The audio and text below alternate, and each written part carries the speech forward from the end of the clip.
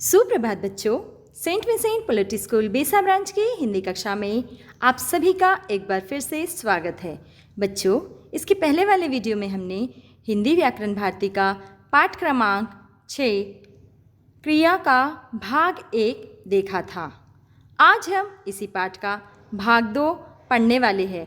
भाग 2 की ओर बढ़ने से पहले हमने भाग 1 में क्या क्या देखा था, आइए उसे एक बार पुनः दोहरा लेते हैं। बच्चों, हमने भाग 1 में देखा था क्रिया का अर्थ और उसकी परिभाषा, जिसे हमने विस्तार पूर्वक समझा था। आइए बच्चों, आज हम देखते हैं इसी पाठ का भाग 2, जिसमें हम क्रिया के भेदों के बारे में जानेंगे। तो चलिए बच्चों, शुरू करते हैं आज की कक्षा। क्रिया के भेद। क्रिया के 2 भेद हैं, सकर्मक क्रिया और अकर्मक क्रिया। अब बच्चों, आप सोच रहे होंगे कि ये सकर्मक क्रिया का मतलब क्या होता है। तो सकर्मक क्रिया का मतलब होगा, यानी हम इस स वाले उपसर्ग से समझते हैं। स का मतलब होगा के साथ, यानी यहाँ पर सकर्मक क्रिया होगी जिस क्रिया में कर्म पाया जाता है, या फिर वो क्रिया जो हमेशा कर्म के साथ आती है, उसे हम कहते हैं सकर्मक क्रिया। समझ में आया बच्चों आपको कि जो क्रिया कर्म के साथ आती है उस क्रिया को हम कहते हैं सकर्मक क्रिया। और उसी तरीके से अकर्मक क्रिया का क्या अर्थ होगा? जो क्रिया कर्म के बिना आती है उस क्रिया को हम कहते हैं अकर्मक क्रिया। देखते हैं सकर्मक क्रिया। सकर्मक क्रिया जिस क्रिया में कर्म आवश्यक होता है, अर्थात कर्म पर क्रिया का फल यानी प्रभाव मतलब इफेक्ट पड़ता है, उसे सकर्मक क्रिया कहते हैं। जैसे राजीव फुटबॉल खेल रहा है, नमिता पुस्तक पढ़ रही है, कन्नू हारमोनियम बजा रही है। अब ये सकर्मक क्रिया ही है। इसे पहचानने के लिए आपको यहाँ पर प्रश्न करना पड़ेगा। जैसे सकर्मक क्रिया को पहचानने के लिए हम यहाँ पर कौन से शब्द से प्रश्न कर सकते हैं? क्या शब्द से, यानी क्या प्रश्न के द्वारा हम क्या कर सकते हैं, उस क्रिया को पहचान सकते हैं। जैसे यहाँ पे दिया है, देखिए उदाहरण, राजीव क्या खेल रहा है, तो हमारा उत्तर क्या होगा? फुटबॉल। नमिता क्या पढ़ रही है? पुस्तक। और कन्नू क्या बजा रही है, तो हमारा उत्तर होगा हारमोनियम। तो इस तरीके से यहाँ पे आप देख सकते हैं कि खेलने का जो काम है वो राजीव कर रहा है, तो राजीव होगा हमारा कर्ता। लेकिन वो कौन सा काम कर रहा है, ये बताने का काम ये क्रिया कर रही है जो हमारे कर्म के साथ आई है, कि वो फुटबॉल खेलने का काम कर रहा है। इसीलिए ये हमारी कहलाएगी सकर्मक क्रिया, क्योंकि क्रिया जो है वो कर्म के साथ आई है। उसी तरीके से नमिता क्या पढ़ रही है?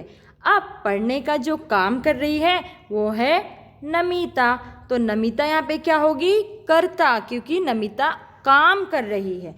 लेकिन नमिता कौन सा काम कर रही है? तो पढ़ने का। तो क्या पढ़ने का काम कर रही है? पुस्तक। तो पुस्तक ये होगा हमारा सकर्मक क्रिया, क्योंकि पढ़ रही है ये हमारी क्रिया है, लेकिन पुस्तक ये हमारा कर्म है। तो जब कर्म और क्रिया साथ साथ आते हैं तब हम उसे कहते हैं सकर्मक क्रिया। उसी तरीके से हमारा तीसरा उदाहरण है, कन्नू क्या बजा रही है। अब कन्नू जो है वो बजाने का काम कर रही है, तो कन्नू क्या होगी? कन्नू होगी कर्ता, क्योंकि कन्नू यहाँ पे काम कर रही है, इसलिए कन्नू होगी कर्ता। अब कन्नू क्या बजा रही है? ठीक है, तो बजा रही है ये हमारी क्रिया है। यानी वो बजाने का तो काम कर रही है, लेकिन क्या बजा रही है? तो वो बजा रही है हारमोनियम। यानी वो जो काम कर रही है उसका प्रभाव पड़ रहा है इस हारमोनियम पर, उसका इफ़ेक्ट हो रहा है इस हारमोनियम पर। तो ये हारमोनियम होगा हमारा कर्म। यानी हमारा वाक्य कैसे होगा? कर्ता, कर्म और क्रिया। यानी कर्ता, कर्म और क्रिया जब साथ साथ आते हैं तो वो कहलाती हमारी सकर्मक क्रिया। जैसे यहाँ पे हम एक उदाहरण देखते हैं, संजना खाना खा रही है। अब संजना क्या है? ये हमारी संजना कर्ता है। संजना ही कर्ता क्यों है? क्योंकि संजना यहाँ पे काम कर रही है। संजना कौन सा काम कर रही है? खाने का। तो ये खा रही है, ये क्या होगी? हमारी क्रिया। लेकिन संजना क्या खा रही है? तो संजना खाना खा रही है। तो यहाँ पर वो जो भी काम कर रही है उसका प्रभाव पड़ रहा है खाने पर। इसका मतलब इस वाक्य में कर्ता भी है, कर्म भी है और क्रिया भी है। जब कर्ता, कर्म और क्रिया साथ साथ आते हैं तब हम उसे कहते हैं सकर्मक क्रिया। कुछ सकर्मक क्रियाओं में दो कर्म भी पाए जाते हैं। पिताजी ने नेहा को साइकिल दी। अब बच्चों यहाँ पे क्या कहा गया है कि हमारी जो सकर्मक क्रिया है उसमें केवल एक ही कर्म नहीं पाया जाता बल्कि दो कर्म पाए जाते हैं। अब ये दो कर्म कैसे पाए जाते हैं, आइए हम उसे इस उदाहरण द्वारा समझते हैं। और साथ ही साथ यहाँ पर इन्होंने हमें ये भी बताया है कि आपको यहाँ पे प्रश्न करना पड़ेगा, मतलब कुछ क्वेश्चन करने पड़ेंगे जिससे आपको पता चल जाएगा कि ये आपका द्विकर्मक क्रिया है। यानी ऐसा वाक्य जिसमें दो कर्म पाए जाते हैं। तो आइए बच्चों देखते हैं इस क्रिया को जिसमें दो कर्म पाए जाते हैं। यहाँ पे क्या बताया गया? ऐसे वाक्यों में हमें कौन से शब्द लगाना पड़ता है? किसे और क्या। ये दो शब्दों को लगाकर हमें प्रश्न करना पड़ता है जिसके हमें दो उत्तर मिलते हैं। तो ये कहलाता है हमारा दो कर्म वाली सकर्मक क्रिया। पिताजी ने किसे साइकिल दी? तो पिताजी ने देने का काम किया, देना एक काम हो गया। लेकिन किसे दिया? नेहा को। तो नेहा यहाँ पे क्या हो गई? कर्म। पिताजी ने नेहा को दिया, लेकिन क्या दिया? तो क्या करने पर यहाँ पे हमें आंसर क्या मिल रहा है? साइकिल। तो यहाँ पे साइकिल ये होगा कर्म। तो कहने का मतलब है इस वाक्य में, यानी ये जो हमारा सकर्मक क्रिया वाला जो वाक्य है, इस क्रिया में नेहा और साइकिल ये दो शब्द ऐसे हैं जो कर्म हैं। कहने का मतलब इस वाक्य में दो कर्म पाए जाते हैं। तो सकर्मक क्रिया में केवल एक ही कर्म नहीं बल्कि दो कर्म भी पाए जाते हैं। आइए बच्चों अब अन्य सकर्मक क्रियाएं देख लेते हैं। जैसे अन्य और कौन कौन सी सकर्मक क्रिया होती है? लेना, देना, खाना, पीना, पढ़ना, लिखना, चढ़ना, उतरना, काटना, लगना, जोड़ना, झूलना, करना, दिलाना, पकड़ना। ये है हमारी सकर्मक क्रिया। अकर्मक क्रिया, जिस क्रिया के लिए कर्म की आवश्यकता नहीं होती उसे अकर्मक क्रिया कहते हैं। कहने का मतलब जिस क्रिया में कर्म होता ही नहीं है या जिस क्रिया में कर्म पाया ही नहीं जाता उस क्रिया को क्या कहते हैं? अकर्मक क्रिया कहते हैं। जैसे यहाँ पे आप देख सकते हैं कि प्रिया हंस रही है और नमन रो रहा है। अगर यहाँ पे हम क्वेश्चन करते हैं या प्रश्न करते हैं कि प्रिया जो है वो क्यों हंस रही है, तो हमें कोई भी जवाब नहीं मिलेगा। रोहन क्यों रो रहा है, तब भी हमें कोई भी जवाब नहीं मिलेगा।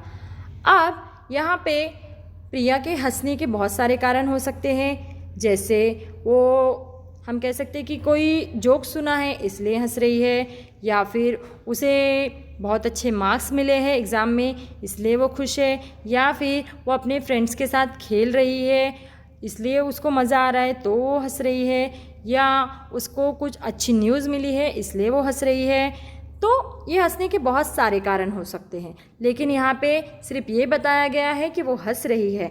वो क्यों हंस रही है ये कारण नहीं बताया गया है, यानी वो क्यों हंस रही है उसका प्रभाव कहीं पर हमें पड़ता हुआ दिखाई नहीं दे रहा है, इसलिए ये होगी हमारी अकर्मक क्रिया।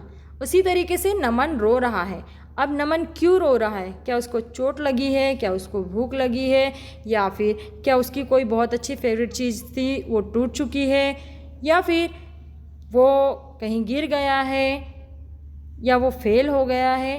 क्या कारण है? वो कारण हमें समझ में नहीं आ रहा है। कहने का मतलब यहाँ पे सिर्फ बताया गया है कि रोहन रोने का काम कर रहा है, लेकिन वो क्यों रो रहा है ये नहीं बताया गया है।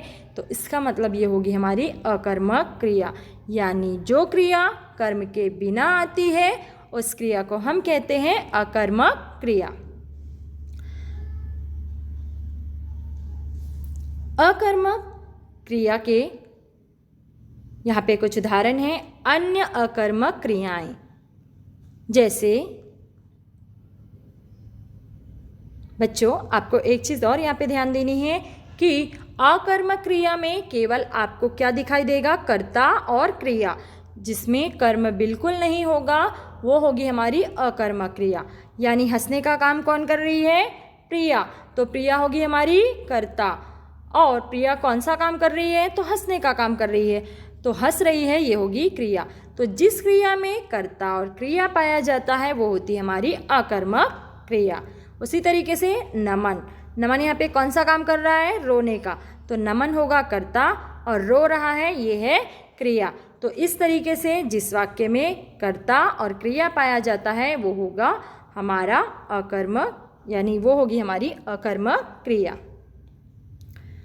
अन्य अकर्मक क्रियाएं सोना, उठना, उड़ना, आना, जाना, रोना, हंसना, बोलना, चलना। जैसे रिया चल रही है। अब रिया यहाँ पे कौन सा काम कर रही है? चलने का। तो रिया यहाँ पे काम कर रही है, इसका मतलब क्या हो गई? रिया कर्ता हो गई, और वो कौन सा काम कर रही है? वो चलने का काम कर रही है। तो कहने का मतलब इस वाक्य में हमें क्या दिखाई दे रहा है? कर्ता और क्रिया। सिर्फ कर्ता और क्रिया दिखाई दे रही है। इसका मतलब ये जो हमारा उदाहरण है ये है हमारी अकर्मक क्रिया। बच्चों आज हमने जाना जिस शब्द से किसी काम के करने या होने का बोध होता है, यानी किसी काम के करने या पूरा होने का हमें पता चलता है। बोध का मतलब होगा पता चलना। उसे हम क्या कहते हैं? उसे हम क्रिया कहते हैं। लिंग और वचन बदलने पर क्रिया में भी बदलाव होता है, यानी क्रिया भी अपना रूप बदलती है। और क्रिया के कितने भेद होते हैं? 2 भेद होते हैं, सकर्मक क्रिया और अकर्मक क्रिया। तो बच्चों आज की कक्षा में बस इतना ही। बच्चों यहाँ पर हमारा हिंदी ग्रामर का सिलेबस कंप्लीट होता है, और आपको मैंने हर ग्रामर के पार्ट के एंडिंग में हर वीडियो में बताया है कि आपको परिभाषाएं याद करनी हैं। तो आपको जिस तरीके से आपने इसके पहले वाले पार्ट की परिभाषाओं को याद किया है उसी तरीके से आप इस पार्ट की भी परिभाषाओं को याद करेंगे, जैसे क्रिया की परिभाषा, सकर्मक क्रिया की परिभाषा, अकर्मक क्रिया की परिभाषा। क्योंकि एग्ज़ाम में आपको कोई भी क्वेश्चन आ सकता है, तो इसीलिए आपको इन परिभाषाओं को याद करना है और पाठ को ध्यान से पढ़ना है। तो बच्चों आज की कक्षा में बस इतना ही। आशा करती हूँ आज आपको जो भी पढ़ाया गया या इस पाठ में समझाया गया वो बहुत अच्छे से समझ में आया होगा। धन्यवाद। Thank you. Stay home, stay safe.